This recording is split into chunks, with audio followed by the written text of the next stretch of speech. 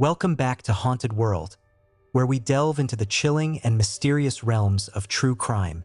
Today, we're embarking on a journey through a case that is not only filled with unexpected twists, but also reveals the darker sides of human nature.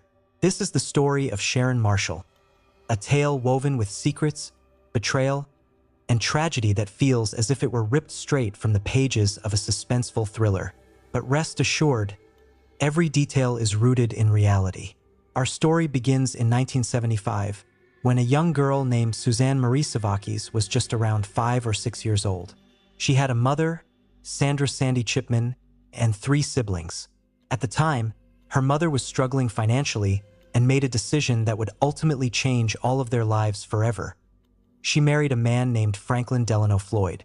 Floyd presented himself as a caring stepfather, but in reality, he was a convicted criminal with a dark and violent past. He had already spent time in prison for a string of offenses, including sexual assault, attempted kidnapping, and bank robbery. But Sandra had no idea about the true nature of the man she had just married. Shortly after their marriage, Sandra was sentenced to 30 days in jail for writing bad checks. When she was released, she returned home, only to find that her children were gone. Franklin Delano Floyd had disappeared with all of them. Sandra was later able to recover 2 of her children, who had been left in foster care. But her eldest daughter, Suzanne, was never seen by her family again. Franklin had taken her, and from that moment on, he controlled every aspect of her life. For years, Suzanne lived under different names. The most well-known alias she was forced to use was Sharon Marshall. Floyd raised her as his own daughter, moving frequently to avoid suspicion. Despite the horror she was living in, Suzanne, or Sharon as she was known, was incredibly intelligent and ambitious. She excelled in school and even won a full scholarship to Georgia Tech to study aerospace engineering. But she never got to follow her dreams. The man who had stolen her life made sure she would never escape. Instead of letting her go to college, Floyd forced her into a life of crime and exploitation. By the late 1980s, he had relocated with her to various states, making her work as an exotic dancer. He controlled her completely, making sure she could never run away.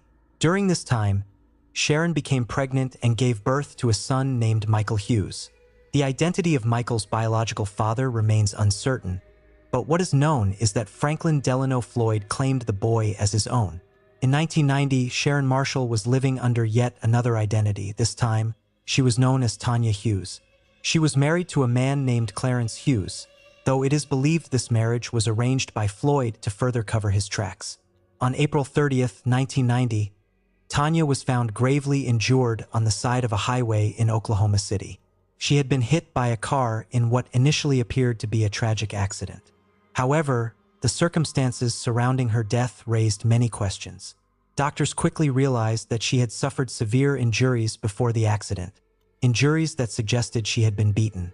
Witnesses also reported seeing Franklin Delano Floyd acting suspiciously near the scene. 2 days later, Tanya Hughes, who was actually Suzanne Marie Savakis, died in the hospital. She was only in her early 20s. At her funeral, Floyd showed up with their son, Michael, but something was off. He barely seemed upset about her death. Instead, he acted controlling and aggressive, trying to prevent anyone from asking too many questions. When people from the community began looking into her past, they made a chilling discovery. Tanya Hughes, the woman everyone thought they knew, did not exist. There were no official records of her before a few years prior. The real question was, who was she? Following Sharon's death, Floyd took Michael Hughes and went on the run. Eventually, the authorities caught up with him in 1994, and Michael was placed in foster care. By this time, investigators had begun piecing together the puzzle of Sharon's true identity. But before they could get answers, Floyd did something unimaginable. In September 1994, he walked into Michael's elementary school in Oklahoma with a gun. He forced the principal into a car at gunpoint, demanding that he drive him to where Michael was being kept. Once they arrived, he took Michael and vanished. The boy was never seen again. Years later, Floyd finally confessed to what happened. He admitted to murdering Michael shortly after the kidnapping, claiming that he wouldn't have been a normal child anyway due to his upbringing. It was a heartbreaking end for the little boy who had already lost so much. During their investigation, authorities discovered that Floyd was also connected to another murder. In 1989, a woman named Cheryl and Camesso, a co-worker of Sharon's at a strip club, had gone missing. Her skeletal remains were later found near a highway in Florida. In 1995, a crucial piece of evidence linked Floyd to her death: an old briefcase containing photographs of Cheryl being brutally beaten. The evidence was undeniable. Floyd was charged with her murder and sentenced to death. It wasn't until years later that DNA testing officially confirmed that Sharon Marshall was actually Suzanne Marie Savakis, the little girl who had been stolen decades earlier. Franklin Delano Floyd remained on death row in Florida for years until he died of natural causes in January 2023. This case is one of the most disturbing and heartbreaking true crime stories of all time. A little girl was stolen from her family, forced to live under false identities, manipulated, and abused for her entire life. Even after her death, it took decades for the truth to come to light. And what makes it even more terrifying, cases like this still happen today. If you found this story disturbing, make sure to subscribe to Haunted World for more cases like this. And remember, sometimes the scariest stories aren't the ones from horror movies. They're the ones that actually happened. This case feels like suspenseful thriller but rooted in reality. 5 bodies, 5 young lives cut brutally short. A killer who didn't just murder, he played with his victims. And a college town that would never sleep soundly again. This is the story of the Gainesville Ripper. On August 24, 1990, a Friday night in Gainesville, Florida, students laughed, drank, made plans for the weekend. But in one small apartment just off campus, 2 roommates had no idea they were being watched. Sunja Larson, 18 years old, bright, ambitious, just starting her freshman year at the University of Florida. Christina Powell, 17, her best friend. They'd only lived together for a few weeks. They still had unpacked boxes in their rooms. They never saw him coming. The killer slipped in through the sliding glass door. No forced entry, no struggle, just silence. And then, the unthinkable. When police arrived the next morning, they found a scene so horrific, even seasoned detectives froze. The girls weren't just killed. They were posed, displayed, as if the killer wanted them to be seen. And the worst part? He wasn't done. 3 days later, another apartment, another pair of students. Tracy Poles, 23, Manuel Tabawada, 23, friends, just gone. The same method, the same brutality, the same staging. This wasn't just murder. This was a performance. And the audience? Everyone who dared to look. The city erupted in terror. Students fled campus. Parents demanded answers. And the police, they had nothing. No suspects, no motive, just 5 bodies, and a killer who vanished into the night. But then, a break in the case. His name was Danny Rolling, 35 years old, a drifter, a thief, a man with a lifetime of violence trailing behind him. Had been in and out of jail for years. Armed robbery, assault. But this was different. This was something darker, something inhuman. In his own words, he later described the killings as taking their souls. He didn't just want them dead. He wanted them remembered. But pride would be his downfall. When police finally caught him after a botched robbery in neighboring Ocala, they didn't know they had the Gainesville Ripper. Not at first, but the evidence, the DNA, the chilling confessions, it all pointed to one man. Danny Rolling stood trial in 1994. He showed no remorse, no fear, only satisfaction. Judge verdict death by injection. And on October 25, 2006, the state of Florida made sure he never killed again. 5 innocent lives, a killer who walked among them, and a question that still lingers in the humid Florida air. Was Danny Rolling truly alone that summer? Or was there something, or someone, else lurking in the shadows? The case is closed, but the fear. Sunday evening in Sarasota, Florida. 11-year-old Carly Brucia had spent the day with a friend and was on her way home, just a short walk. Nothing out of the ordinary, but someone was watching. And then it happened. A security camera at a car wash captured the last few moments of Carly's freedom. A grainy black and white image, a man in a uniform, approaching, speaking to her, reaching out. And then, she was gone. This is the story of a crime that shook the nation. A case that left an indelible mark on the justice system, forcing us to ask the terrifying question: how many monsters walk among us, unnoticed? February 1st, 2004. Sarasota, Florida. It was a warm evening, a typical Florida sunset casting a golden glow over the streets. Carly Brucia, a bright and energetic 11-year-old girl, was walking home from a friend's house. The journey was short.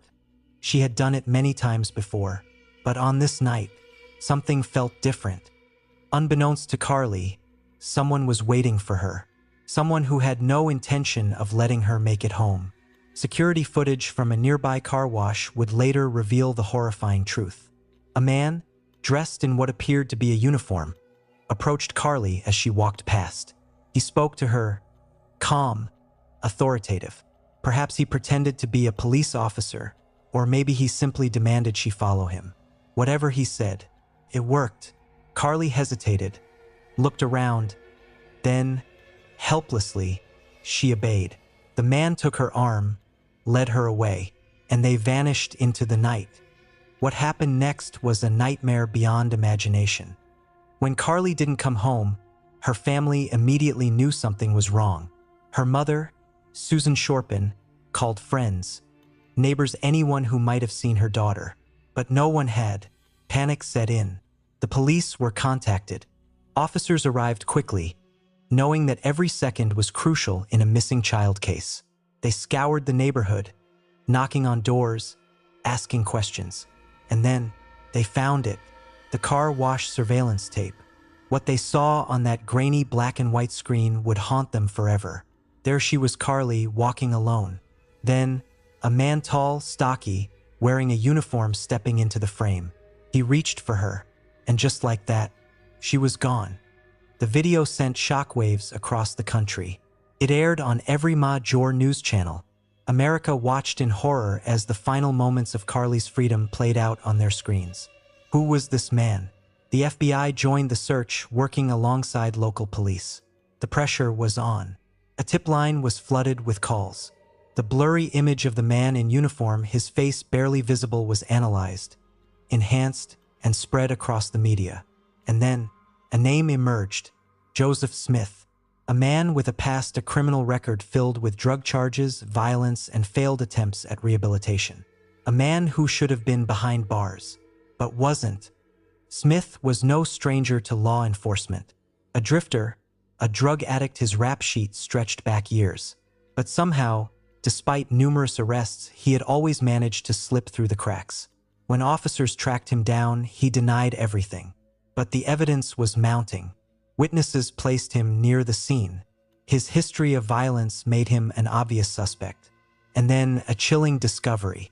Carly's lifeless body was found behind a church, discarded like trash, left in the dirt. The nation's worst fears were confirmed. Carly Brucia was gone. Joseph Smith stood trial, facing the full weight of his crimes. The evidence was overwhelming. The surveillance footage, the DNA, the damning testimony. The jury deliberated. The verdict was swift. Guilty. A death sentence was handed down. But for Carly's family, there was no justice, only an unbearable emptiness where their daughter once was. Years passed. Appeals were filed. Smith remained on death row, a hollow shell of a man. And then, in 2022, fate decided his punishment. Joseph Smith died in prison, not by execution, but by illness, a fate far kinder than what he had given Carly. Carly Brucia's story is more than just a tragic headline. It's a warning, a reminder that predators walk among us, hidden in plain sight, that the justice system sometimes fails to keep them behind bars. Carly's face, frozen in that grainy surveillance footage, is an image burned into history, a haunting reminder of innocence stolen.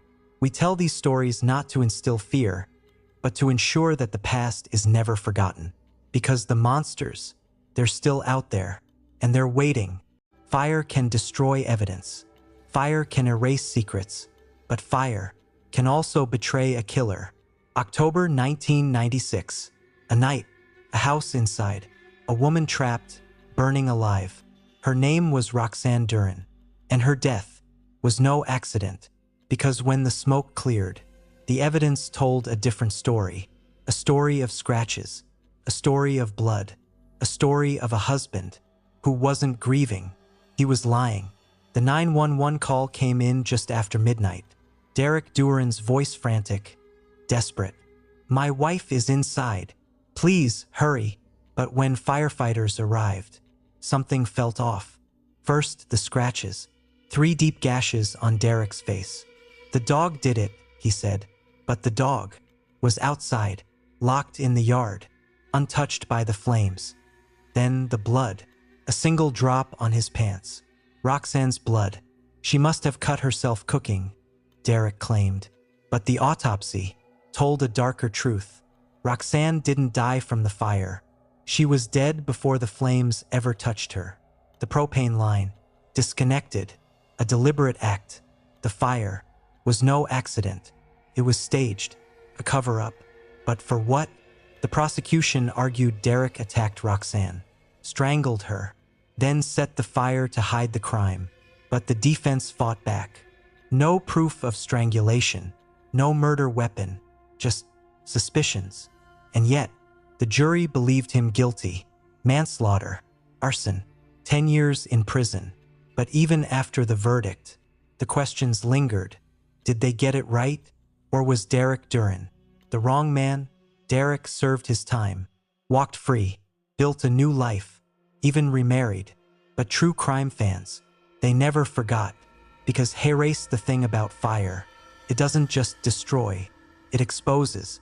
And the cracks in Derek's story, they never fully healed. So what really happened that night? Was it murder or a terrible mistake? One thing's certain. In the ashes of Roxanne Duran's death, the truth is still. She was young, full of dreams, and far from home. But someone was watching her every move. And one day, she disappeared. What happened next became one of the most disturbing stories the world has ever known. Lindsay Hawker was born on May 5, 1984, in the town of Ruislip in London, England. She was known for her vivacious and warm personality. In 2006, Lindsay decided to embark on a new adventure and moved to Japan to teach English. Inspired by her passion for teaching and love for travel in Japan, Lindsay quickly adapted to her new life, building friendships and enjoying the rich cultural experiences the country offered. She was noted for her dedication to her students and enthusiasm in the classroom. Her friends remembered her warmth and kindness, painting a picture of a vibrant and promising young woman with a bright future. On March 24, 2007, Lindsay met Tatsuya Ichihashi at a bar in Tokyo, where she was enjoying a night out with a few friends. Ichihashi was charming, appearing friendly and appealing. They engaged in conversation, and despite warning signs, Lindsay decided to go to his apartment after the decision would prove fateful. Reports later suggested that Ichihashi was lying about his age and even his background, further demonstrating how easily someone can be deceived. Masking true intentions behind a facade of charm, friends began to grow concerned when Lindsay did not return home the following day. She was expected to attend a gathering with friends but never showed up. Panic set in when her friends reported her disappearance to the police. The initial response included reviewing security footage from the area, which revealed Lindsay leaving the bar with Ichihashi days past. The local community, alongside the authorities, intensified their search efforts. Missing posters featuring Lindsay's face were plastered across Tokyo, drawing public attention, and the investigation quickly focused on Ichihashi as the prime suspect. Police discovered that he had gone into hiding after Lindsay's disappearance. His actions in the following days included suspicious behaviors, such as avoiding contact and attempting to dispose of evidence. Lindsay's friends, family, and the local community remained hopeful yet increasingly anxious. The media spotlight intensified as the search operations ramped up, showcasing the concern of a nation that prided itself on safety and security. On March 30th, 2007, a breakthrough came when authorities discovered Lindsay's body buried in a bathtub filled with concrete on a property in Ichihashi's father's home, located in Chiba Prefecture. The cause of death was determined to be asphyxiation, leading to widespread outrage, and the discovery was heartbreaking for Lindsay's loved ones, transforming public interest into a deep expression of grief. The tragedy of her violent death overshadowed the vibrancy she had brought to those around her, serving as a stark reminder of the potential shadows lurking even in safe places. With Ichihashi now officially a fugitive, an international manhunt was initiated. He made headlines as he evaded authorities for more than 2 years. His case became emblematic of the potential dangers facing women abroad and the importance of vigilance during this time. Ichihashi changed his appearance to evade capture, using various aliases and frequently moving between locations. This cat-and-mouse game captured media attention, peeling back layers from his persona and revealing a chilling reality underlining trust and deception. In 2009, Ichihashi was finally apprehended when he tried to seek medical assistance after an injury sustained during an attempted robbery. At this point, he was recognized because of the widespread media coverage and the details released about his appearance following his arrest. The trial began in 2011. It was marked by the emotional testimonies of Lindsay's friends and family, highlighting her kindness and potential future. Ichihashi's defense claimed the killing was an accident, a claim met with disdain by those who knew Lindsay. Ultimately, Ichihashi was convicted of murder and sentenced to life in prison, bringing some closure to Lindsay's family and friends, though the heartbreak remained. Lindsay Hawker's tragic case had profound effects, raising awareness about safety and crime against women, especially expatriates living abroad. It inspired discussions about the importance of caution and personal safety, compounding broader dialogues around violence and victim. Her case is often cited in discussions about the risks faced by travelers and foreign workers worldwide, emphasizing that vigilance is a critical need, irrespective of perceived security in one's surroundings. The memory of Lindsay Hawker lives on, not just in her family and friends, but in the lessons gleaned from her tragic story. The life and untimely death of Lindsay Hawker remind us of the fragility of life and the importance of vigilance. 1984.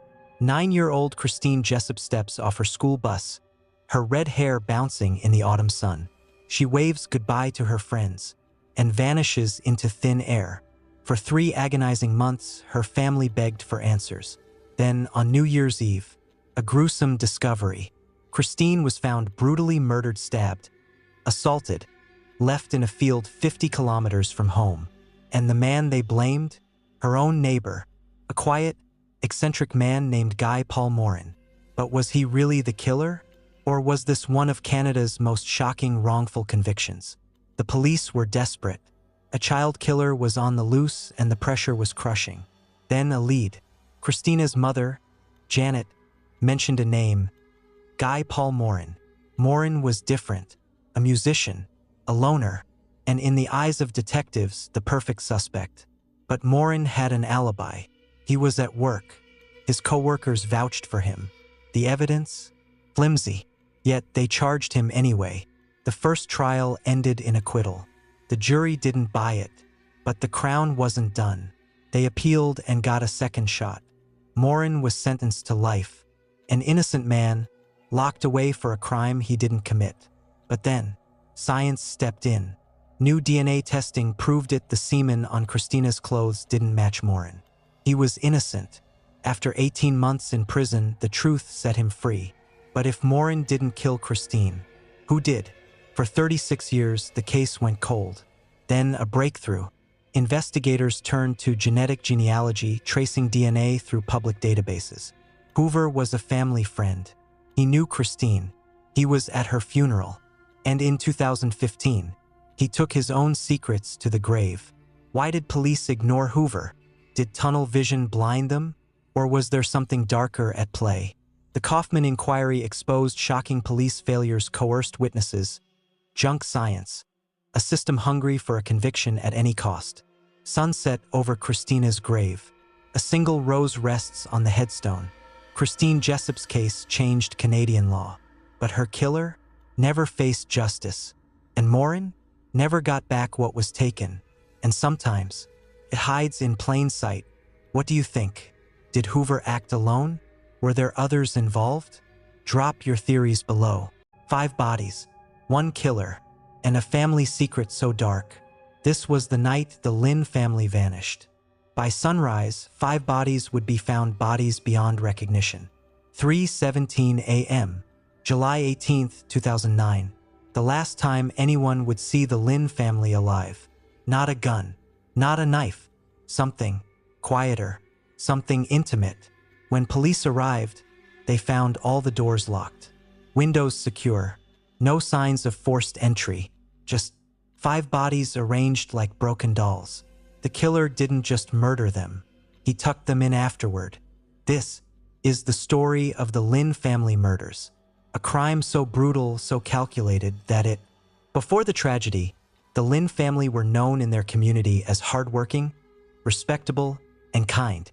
They had built a life many envied, successful, close-knit, and loved by their neighbors. Min Lin, the father, was admired as a dedicated family man. His wife, Lily, was described as gentle, caring, and devoted to her children. Their 2 young boys, Henry and Terry, were bright, full of promise. It was July 18, 2009. Just after 9 a.m., one of the Lynn family's relatives approached the house. Wife managed hadn't opened that morning. Customers waiting for their newspapers found the shutters closed. Something was wrong. As she stepped, no answer. She knocked again. Still nothing. Finally, she entered, and what she saw inside would remain etched in her memory forever. Room by room, the house revealed its horror. 5 bodies, lifeless. Each victim had been savagely bludgeoned, their faces unrecognizable from the violence of the attack. Blood soaked the sheets, the walls, the floors. It wasn't just murder. It was a massacre. Min Lin, Lily Lin, their 2 young sons, Henry and Terry, and Irene, all dead. The brutality suggested a weapon of blunt force, a hammer, perhaps. But investigators noticed something unusual. There were no signs of forced entry. Whoever had done this hadn't just stumbled in. They had planned it, they had known the house, and they had struck with terrifying precision. Detectives arriving at the scene knew immediately. This was no ordinary case. This was personal. This was calculated. Whoever was responsible had just wiped out an entire family in one night. For months, detectives lived inside the Lynn family murders. They ate, slept, and breathed the case. And slowly, the pieces locked together. And when the picture became clear, the realization was devastating. The monster they had been chasing wasn't a stranger. It wasn't some faceless intruder. It was family. On May 5, 2011, nearly 2 years after the massacre, police moved in. Their suspect was taken into custody, calm, expressionless. But behind that mask, detectives saw it. The cold calculation of a man who thought he was untouchable. His name was Robert Xie, brother-in-law to Min Lin, married to Kathy Lin, Min's sister, a man who sat at family dinners, a man who smiled in photographs, and yet, the very man police now accused of slaughtering 5 lives in one night. But why? Why would a man murder his own family by marriage? The answer was buried in jealousy, resentment. Xie had lived in the shadow of Min Lin's success, his thriving business, his respected place in the community, his close-knit family, while Robert struggled, bitter, humiliated. That bitterness had grown into hatred, and in the darkness of July 17, 2009, he acted on it. The trial was long, painstaking. The trial was long, painstaking. Years of evidence, witnesses, and forensic testimony. The defense fought hard, insisting there was no direct proof, no weapon, no clear link tying Robert Xie to the killings. But the prosecution painted a chilling picture. The DNA evidence, the inconsistencies in his alibi, the strange behavior after the murders, and most of all, the motive that burned beneath the surface, jealousy so consuming, it had driven him to erase an entire family. The jury listened, the nation watched, and finally, after one of the longest trials in Australian history, the verdict was read. Robert Xie, guilty of 5 counts of murder, sentenced to life imprisonment, no chance of parole. He would never walk free again. For the surviving relatives, there was no victory. No sentence could undo the horror of that July morning. But there was truth, and there was justice. The Lin family murders left scars far beyond one household, a community's sense of safety shattered, a family name forever tied to one of the most brutal crimes in Australian history. And the lesson? That evil doesn't always come from the shadows outside. Sometimes it sits at the table, smiles in your photographs, calls itself family. The house on Boundary Road stands silent now, but the echoes of that night remain, a reminder that behind closed doors, the darkest secrets can hide in plain sight.